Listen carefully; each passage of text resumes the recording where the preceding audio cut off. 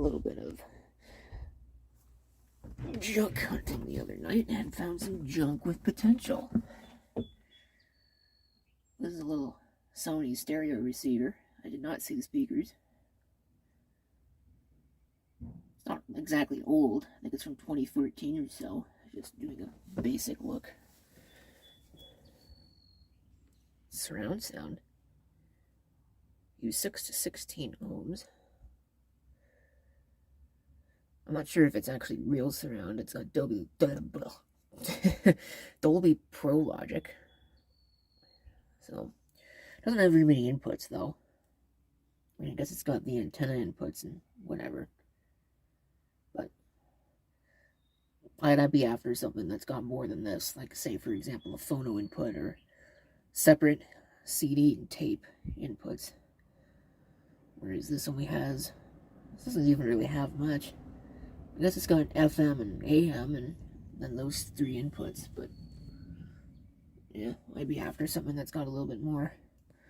Other than this, which honestly wouldn't be too bad of a computer. It's a little gateway thing with, or had an i5 and NVIDIA graphics in it. Of course, it's just an empty case. The case is a little bent up, but, you know, still useful. I could probably put something in that. You know, underneath there, I've got that HP Pavilion 510. I'll probably take the board and whatever that's in that now, put that into this, because this is a more period correct case for that. Then I'll put something else in that HP. But none of that is the star of the show. I've also got this. So, go ahead and take this in and take a closer look. Right, this is another one of these clamshell Dells, but there's obviously more than meets the eye here. This is an older one. You can see it's got a Pentium 3 sticker on it instead of Pentium 4 like most of these were. It's an Optiplex GX150. I think I actually had the opportunity to get one of these a while back and passed on it because, well, it didn't really interest me. But I figure there's no sense in letting this go to waste, right? This is a little busted up, but I guess ultimately it works. If we take a look, it's a little bit dirty. It'll have to be cleaned up. Let's see. It's got the power supply. Now, I'm not sure if it works. I'm also not sure if it's proprietary, because on these systems, these older ones with Pentium 3s, they could be. So hopefully, if it is proprietary, it does work. Got 2 serial ports and parallel.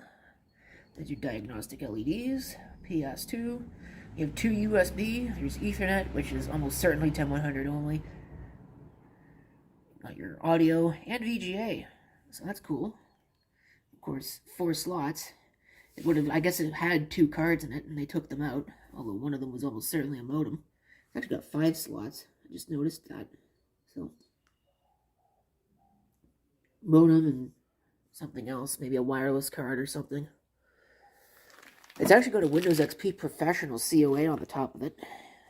So, let me go ahead and crack the cover on this. Okay, I'm going to check this out.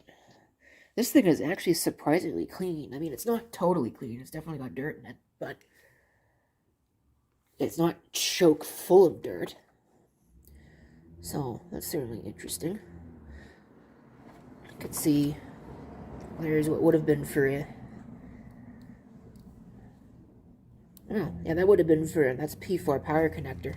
So, obviously this doesn't have that. It looks like it is a standard power supply, though.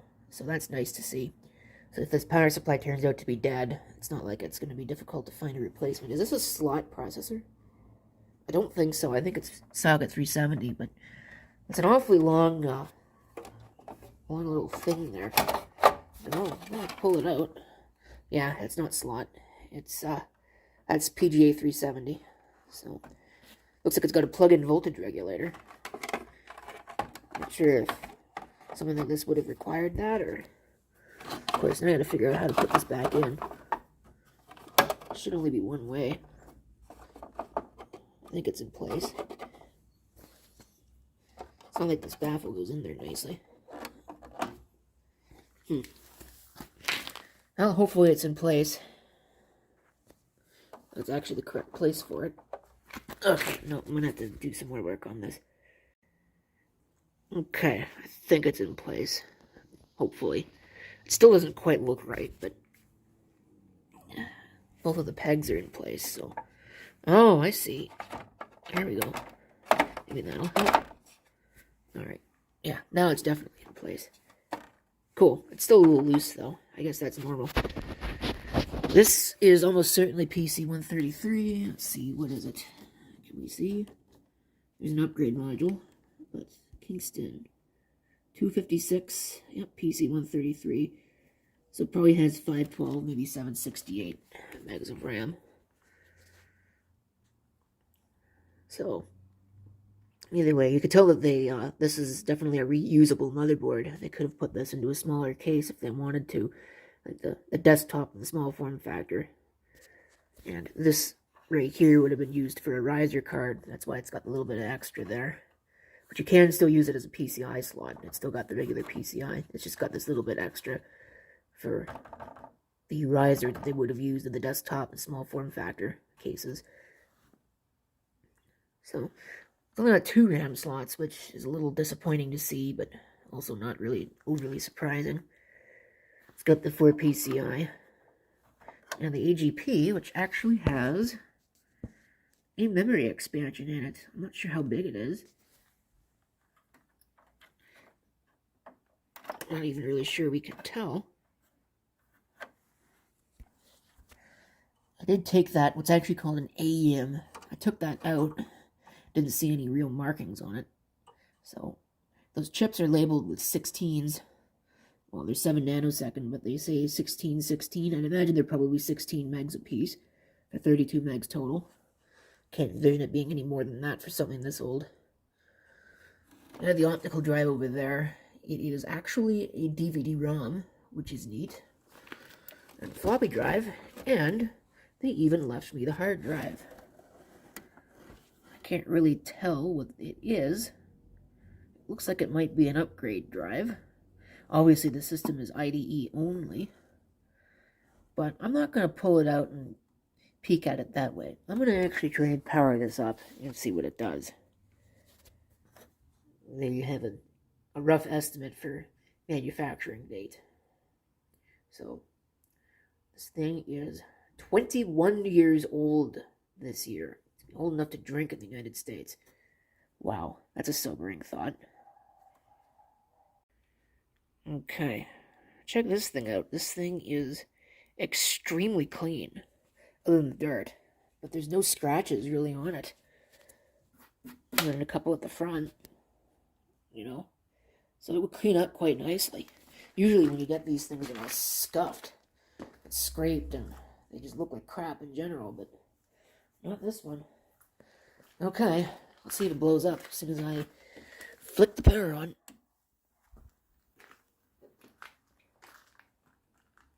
Okay. It's on. Holy crap, it posts. And I didn't get over to it fast enough to get into setup, but I think I'll get into setup anyway. Optiplex GX150. Valid configuration information. Primary hard disk drive 0 not found. Well, we'll have to look into that. Let's run setup. Okay, so I'm not sure. Pentium 3, 1 gigahertz, 256K integrated cache. Date and time is wrong. Zip support's disabled.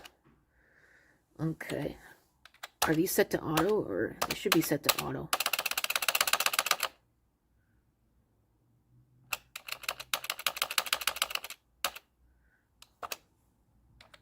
I'll set them all to auto. Well, that probably doesn't need to be set to auto. So there's your boot sequence. The diskette drive probably should be moved up.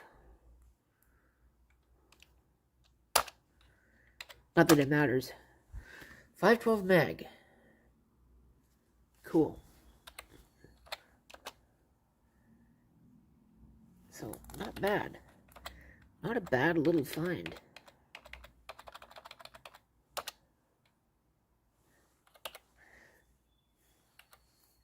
Save and exit and see if it sees the hard drive.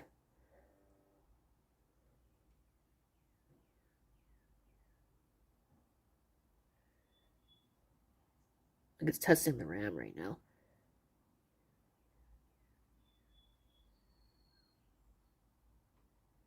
Hard drive could be bad. I mean, that's a possibility. It could be unplugged. I didn't actually think to look.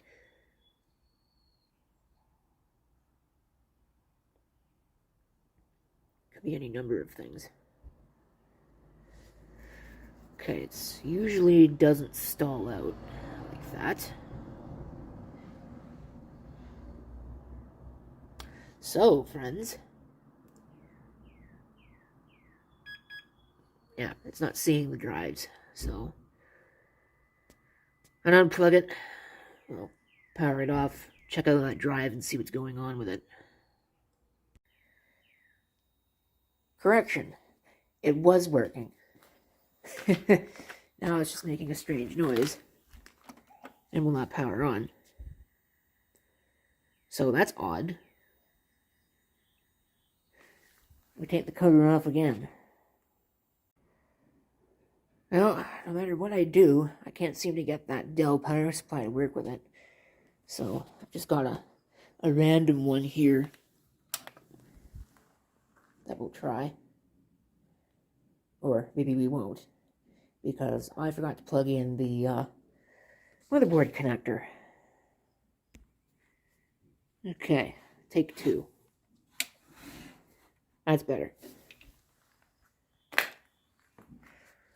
Alright. Let's see, where's the power switch?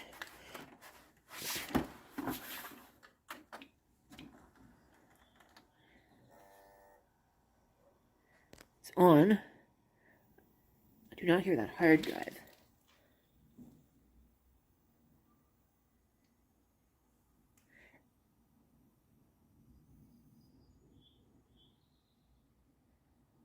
Yeah, there we go. Primary hard disk drive 0 not found. So, clearly we're going to have to do some work with that hard drive.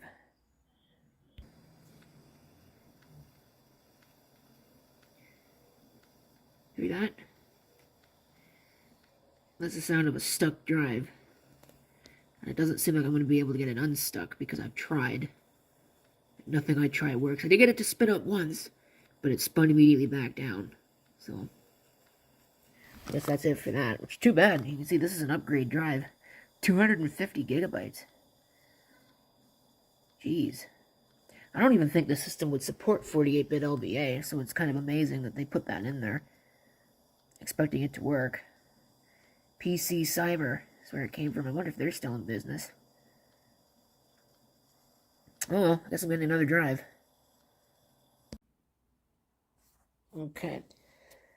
I've installed a 40 gigabyte Seagate drive. Just because that's what was handy. See if it sees it.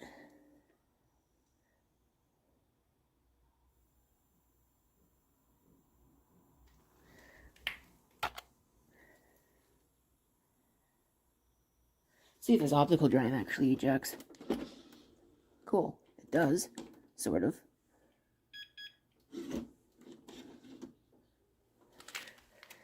So I'm going to go ahead and put my Windows XP disk in there, which is sitting right there. Check the setup. I don't have an error message anymore about primary drive 0, so that's good. Holy crap. Look at all those errors. Not even so much that there are errors, but look what the times are set at. Wow. That's impressive.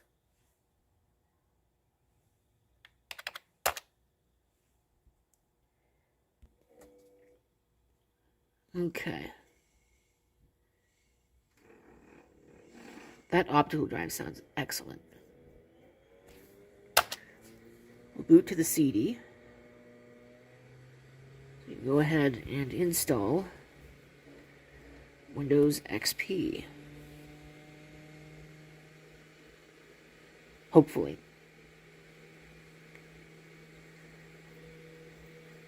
Maybe you might as well.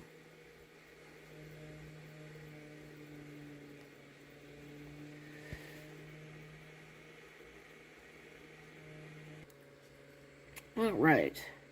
Windows XP setup. Delete. Install to the unpartitioned space. Sounds good to me.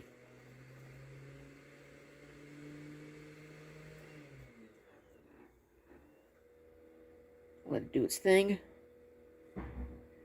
Normally it doesn't take that long for a quick format. Good. I don't think it's working. Did it just lock up hard? No, it's still running. Oh, there we go.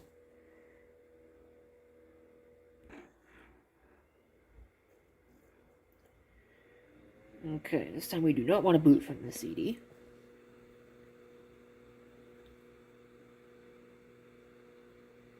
Should get a Windows XP logo. This already has Service Pack 3. I might install the unofficial Service Pack 4 on it. I haven't decided yet.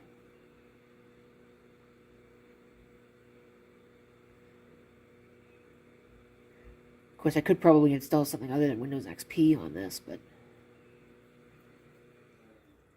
it's not anything particularly special. To quote LGR, "Oh look, an exciting new look. How exciting." Oh, Windows XP. I love how it always says 39 minutes. It never takes that long. So, it's not new anymore. 2001, it's the same age as the computer. Hey, that's cool. Looks like it sees the video properly right out of the box. I don't have any speakers, so I can't tell anything about the sound, but, at least I don't think I've got any speakers. Not out here, anyway. I might have some in that bin. Let me see. I couldn't find them. I don't really care that much anyway, so whatever. That optical drive sounds horrible. Alright. Not right now. It doesn't even matter anyway. It's probably going to try and connect to the network. There's no cable in. Okay, so when I left off with this, I was installing Windows XP. The install completed, but there are a couple of things. Number one is these empty slots. You can see I've actually installed one slot cover here. The other one is going to be covered up by this random modem, which normally I wouldn't install, but really, this thing doesn't need any extra peripherals. It's got onboard sound, which works, and onboard video.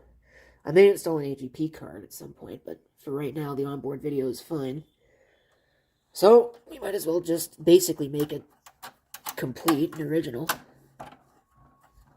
So, we'll just install a random little modem. But that leaves us with the power supply, because this original power supply obviously is no good.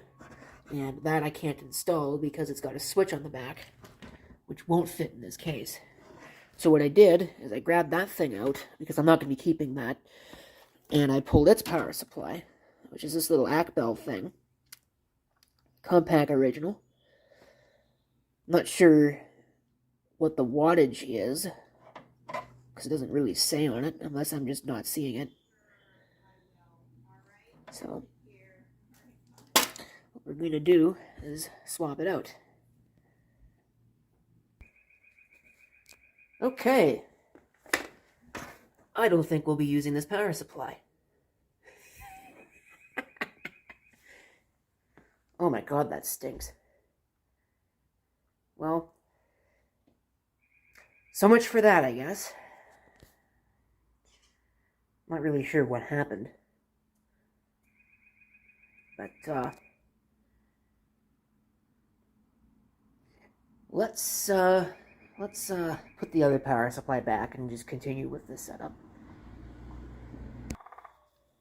Okay. As we now hear a woodpecker. The good news is that it did not blow up the computer.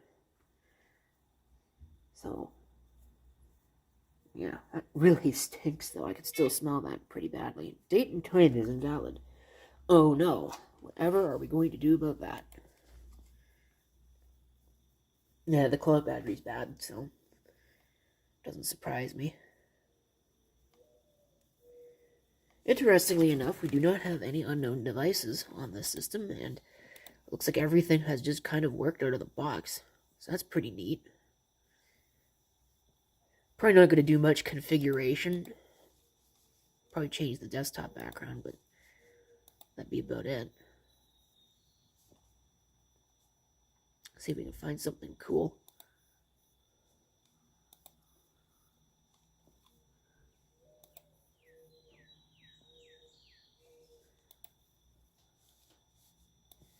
Nice hot pink.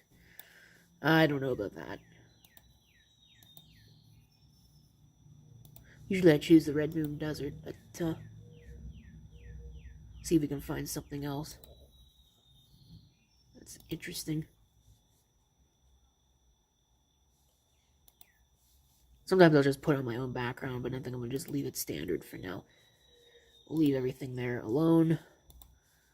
Just take a quick little peek. Our hardware roster. Pentium 3, 512 meg of RAM. Look at the device manager. Again, not much of interest, really. There's the 40 gig hard drive. 82815 video. 3COM 3C905, basically. The Intel audio. Which is probably why it works out of the box. 82801, I think that's USB 1, 1.1. Probably at best. We do have the floppy drive. I haven't tested, I don't know if it works. So, it needs a power supply. And I guess it won't be using that one because it blew up. Although I'll have to do some more testing. I don't see anything obvious in there that exploded. But whatever it was, it definitely smells electronic in nature. So I'm pretty sure it wasn't just dust blowing up. But I guess the system runs. Did it even see the modem? I didn't think to look. I don't know. Does it see the modem? Oops.